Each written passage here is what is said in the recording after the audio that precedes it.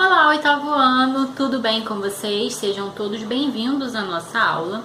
Hoje nós vamos finalizar o capítulo 2, fazendo a correção do dever de casa, que eu deixei na aula passada, e encerrando o conteúdo que restou, de produção textual. Então vamos começar com a correção da atividade de casa, Então eu pedi que vocês fizessem na questão 1 a identificação do tipo de homonímia nos exemplos dados.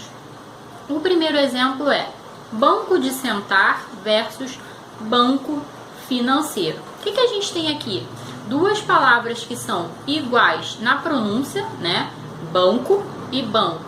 Também são iguais na escrita, apenas o significado é diferente. Então a gente tem uma homonímia perfeita. Na letra B, nós temos gosto, sabor e gosto do verbo gostar, Então, o gosto dessa pizza é muito saboroso, gosto. Eu gosto muito de pizza, gosto. Então, a gente tem uma diferença de pronúncia, Gosto e gosto.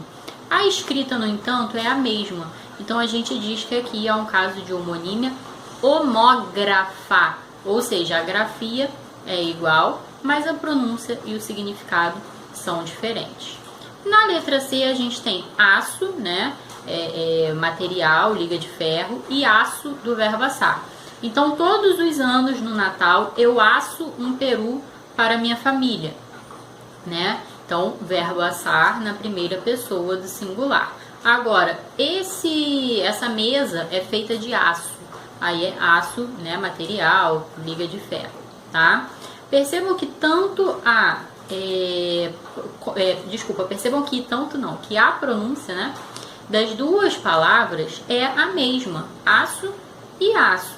Mas a escrita é diferente, Uma palavra é escrita com C cedilha, a outra com dois S. E também os significados são diferentes. Então, nesse caso, a gente tem um exemplo de homonímia homófona, Os sons, o fone, os sons são iguais, mas a escrita e a pronúncia são diferentes, ok? Bem, eu deixei também um exercício, um segundo exercício como dever de casa, que pede para vocês identificarem a voz verbal. Então, na letra A, a gente tem a seguinte frase: eu vi o Marcos ontem. Quem é o sujeito? Quem é que praticou essa ação de ver? Eu, tá? Esse sujeito, ele é agente desse processo expresso pelo verbo? Sim, ele que viu. Aqui a gente tem voz ativa, o sujeito é agente do verbo ver. Agora na letra B, o Marcos foi visto pelo Rui. Quem é o sujeito? O Marcos, tá? Mas o Marcos praticou essa ação ou ele sofreu a ação? Ele sofreu a ação, porque ele foi visto, ele não fez nada, ele foi visto pelo Rui, Na verdade, quem viu foi o Rui. O agente dessa ação de ver é o Rui e não o Marcos. Então, se o Marcos ele sofre a ação, ele é o sujeito paciente, a gente tem voz passiva. E na letra C, ela adora se vestir de preto. O sujeito é ao mesmo tempo agente e paciente. Por quê? Ela, à medida em que se veste, ela fica vestida, Então ela pratica a ação de pegar uma roupa e colocar em si mesma e ao mesmo tempo ela é afetada por essa ação. Então o sujeito aqui é agente e paciente. Essa ação se volta para o sujeito, Então a gente tem aqui o que? A voz reflexiva, O sujeito é agente e paciente, tá? Bem, então para finalizar agora o capítulo 2, eu vou pedir que vocês abram a apostila na página 12, tá? Para que nós façamos o estudo das variedades linguísticas. Bem, primeiro, para que vocês entendam esse conceito de variação, é importante pensar que a língua ela é viva, é dinâmica e ela está literalmente na boca do povo, Tudo aquilo que a gente usa muito se desgasta, se transforma. Uma calça jeans que é usada todos os dias, ela vai desbotar, Ela vai ceder, então ela vai se modificando, Ela eventualmente vai ficar com alguma manchinha. Por quê? Porque tudo aquilo que a gente usa muito vai se transformando, vai se desgastando.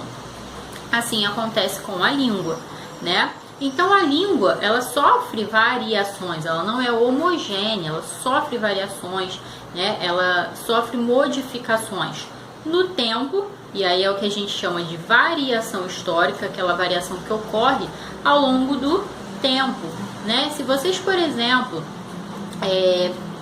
fizerem a leitura, né, de algum texto do século XVIII, XIX, né, um texto literário, ou mesmo assistirem a um filme, a uma novela de época, vocês vão perceber diferenças no vocabulário, em algumas estruturas, tá? Então vocês vão perceber que a língua varia no tempo, né? Por exemplo, a palavra você já foi vós-me-se, vossa-mercê, e aí foi sofrendo reduções até chegar a você.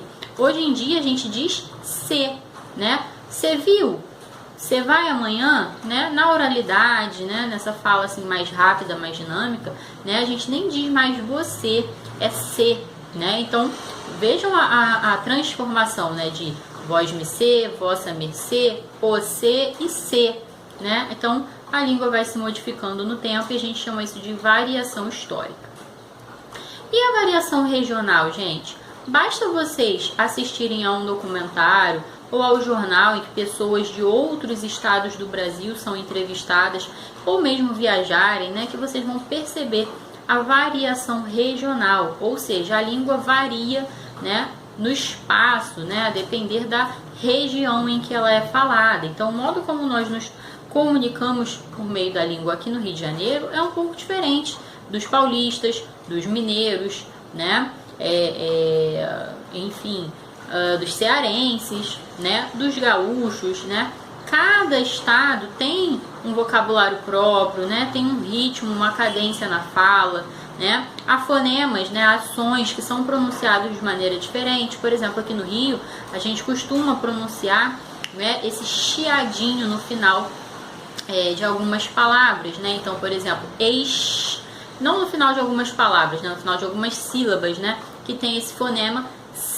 A gente pronuncia esse fonema chiado, né? Então, por exemplo, espelho, né? Em São Paulo, a pronúncia é espelho, não é isso?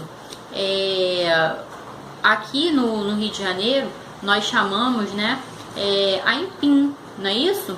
Mas em alguns estados do Nordeste é macaxeira, tá? Então, aí uma variação vocabular, né? E além de aipim, macaxeira, há outras regiões do Brasil em que o mesmo produto é chamado de mandioca, né? Assim como acontece, né, com esse produto, há uma série de outros exemplos, né, em que a gente consegue perceber essa variação regional, tá? Bem, e a variação regional gera também aquilo que a gente chama de dialeto, né? Então, por exemplo, a gente tem o dialeto caipira, né, que é muito marcado pelo R retroflexo, né, que é o porta, não é isso? Mar, esse R retroflexo.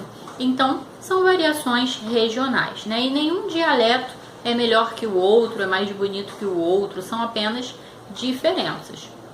E por fim, nós temos também a variação social, né? A variação social diz respeito ao nível de escolaridade, a posição social, o grupo social do qual a pessoa faz parte. Então, evidentemente que uma pessoa escolarizada, com nível superior, ela não vai cometer determinados desvios em relação à norma padrão que outra pessoa com um baixo nível de escolaridade. Então, erros, né, desvios em relação à norma padrão que são muito estigmatizados, como, por exemplo, Flamengo, ficam mais restritos àquelas pessoas de baixo nível de escolarização.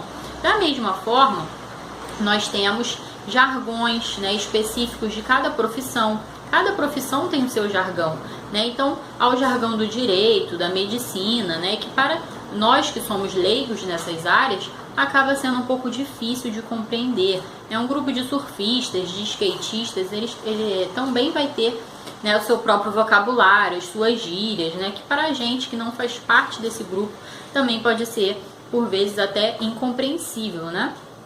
Bem, então é isso, né? Vamos finalizar a nossa aula por hoje e eu vou deixar aqui no final do vídeo a descrição da atividade devolutiva, ok? Um beijo enorme e até a próxima aula. Tchau!